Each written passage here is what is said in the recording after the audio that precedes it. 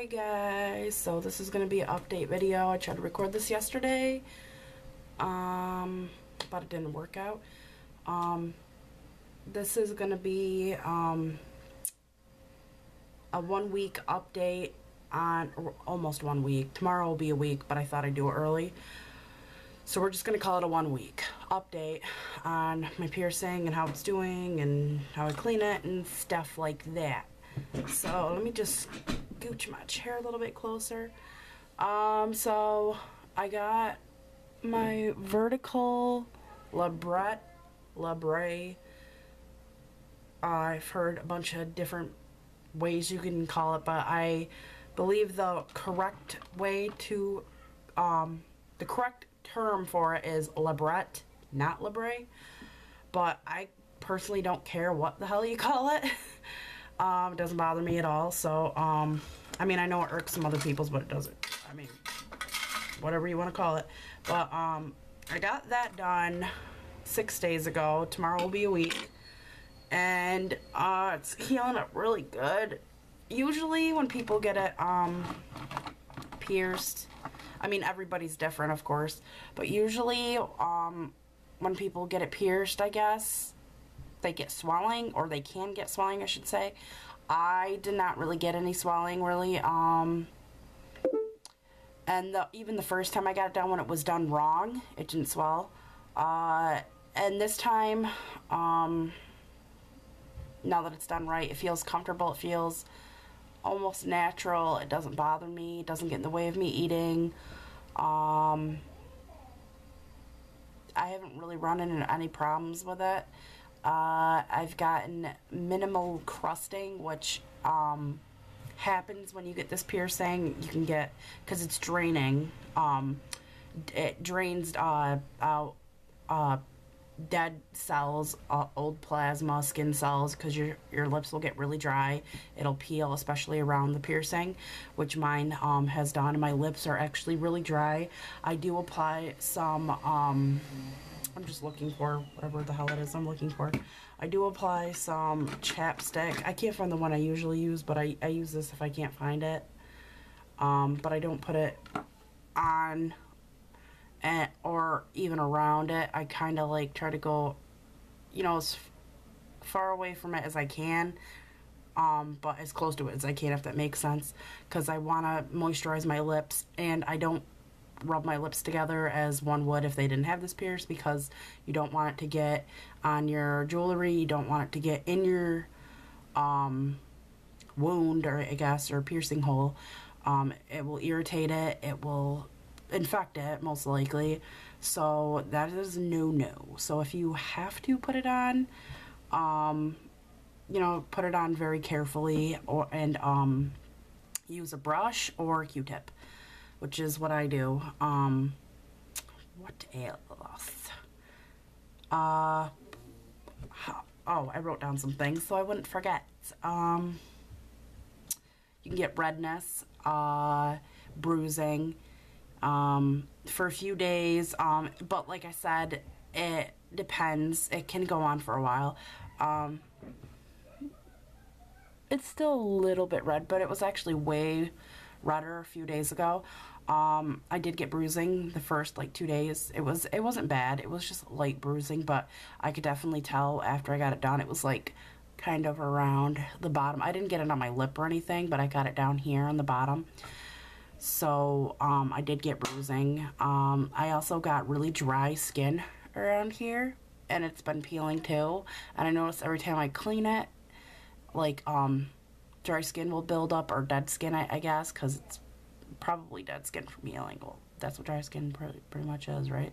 But I just kind of gently peel it off, because it lifts, and it pretty much, I mean, it's not like I have to tug it or anything. It just comes off on its own with a little bit of water and a Q-tip. You know, just rubs right off. It will be sore for a while. I'm not really sure. Mine's still pretty tender. It's not too bad. I'd say about 2 days ago it was pretty bad. It was really tender, and like just like talking, I could feel like the tenderness, like right there, especially. But now it's almost gone, and it's only been a week. I do this because tomorrow will be a week. What is? Oh, one thing that has been annoying me about this, and it's because it's dry skin and old plasma, but my ball on my lip has been sticking, so I have to continue. I have to keep doing this to make it unstick so the bar will pop out. But I mean, it usually helps if you clean it too. And I think it only really does that when I go to bed at night and I wake up in the morning, that it really gives me problems. And later on in the day, because from eating and doing, like, you know, just eating and stuff like that and talking or whatever, I don't know, dead skin too, like stuff's healing and peeling and draining and all kinds of stuff. So I think that's why it sticks. But after I clean it and everything, it's good to go. Which leads me to talk about how to care for it and everything. I did get a care sheet, but I left it at my mother's. I had her take a picture of it and send it to me online. But I have a list of safe soaps that they said what are okay to use with this piercing. What's something that I use? Oh, before I get into that, actually, I want to talk about Bactine. I used this for myself when I was stretching my ears, which I'm still, well, it kind of stopped for now, but I want to go up a few more sizes, I guess. I'm not really sure yet. But I heard this is a huge no-no with these piercings, and I'm guessing a couple other piercings. I'm not really sure, but I know there's a lot of people that recommend it, and then there's a lot of people who don't. Like, people are like, stay away from that, it's not good, it'll slow down the healing process. And I'm just pretty much listening to my gut and what, you know, I trust from people who do this for a living. So I will not use that for this. But so yeah, I mean, if it's your body and you feel comfortable using it, that's on you. But I'm saying, from what I've heard, what I was saying was, if you want to use that, that's on you. I'm not recommending it. I'm not saying not to use it either. I'm saying if that is your decision, that is your decision. You know, I'm not using it because I don't want to. I don't want to risk it. Going with my gut feeling, what I've heard and what others have told me. So that's that. But some safe soaps that were recommended that are okay to use to clean this are Dove, Ivory, excuse me, Johnson's Baby Soap, Lever 2000 antibacterial, Neutrogena Satin Soap antimicrobial, microbial, I almost said microdermal, Provon Medical Soap, and Castle-based soaps. So those are what they wrote down that are okay to use. So I've been using Lever 2000, and I've been cleaning it with that for like about 2-3 times a day, and then I just soak it once with sea salt. Big ass can too. And so far so good. Yeah, that's about it. I've heard people recommend soaking it 2 to 3 times a day, and I've heard other people recommend cleaning it with soap 2 to 3 times a day and soaking it once. I kind of find a good balance for me that doesn't irritate my lip and doesn't irritate the healing process and doesn't like make it so dry and it, like almost aches if I over clean it. I find that if I soak it once, which I tend to do at night before I go to bed, and if I clean it like 2 times a day. So I clean it twice a day and then I soak it once. And I find that is my perfect balance without irritating it, and it makes it clean and it makes everything just peachy.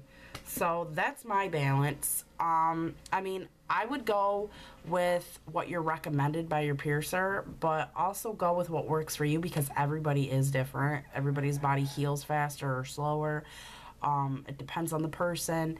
So, I mean, listen to your body, but also listen to your piercer too. So that's what I have done. And so far, so yeah, that's pretty much it for this video. Pretty lame. But I will be doing a 2-week update, let you know how everything's going.